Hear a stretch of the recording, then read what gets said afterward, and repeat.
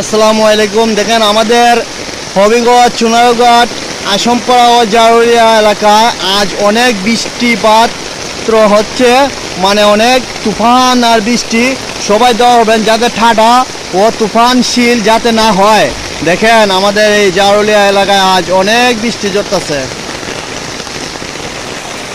আমাদের জারুলিয়া বর্তমান বাজারে দোকানপাট সব বদ্ধ আছে বৃষ্টির কারণে। দেখেন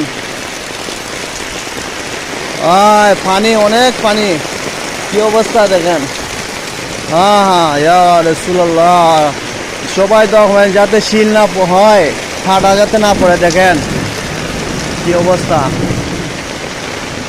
ইয়া রাসূলুল্লাহ, ইয়া রাসূলুল্লাহ, দেখছেন কি অবস্থা।